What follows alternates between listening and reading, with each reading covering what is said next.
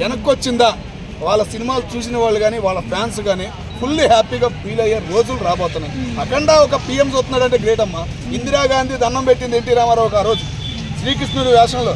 ఓకేనా, సేమ్ అదే సిచ్యువేషన్ ఈరోజు మోడీ గారు రేపు ఢిల్లీలో షో చూడబోతున్నారంటే అఖండ.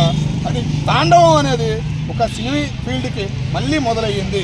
ఓకేనా, రేపు సంక్రాంతికి చిరంజీవి గారి సినిమా కూడా అట్లాగే ఉండిద్దని ఆశ అయితే మాకు. అంటే కాకపోతే ఇప్పుడు బాగా ఎక్కువ ట్రోలింగ్ అవుతుంది కదా, చిరంజీవి గారు ఈయన వయసు ఏంటి, ఈయనేంటి, ఈ టైంలో ఈయన ఇలా చేయడం ఏంటి అని కూడా అంటున్నారు. అది దేని గురించి అంటారు? పాట లేని పనికి మాలిన వాళ్ళు తప్ప ఈ మాటలు అనేది.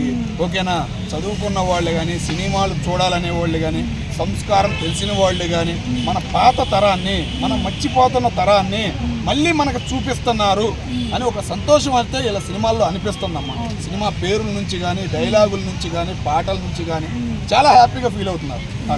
ఓకే.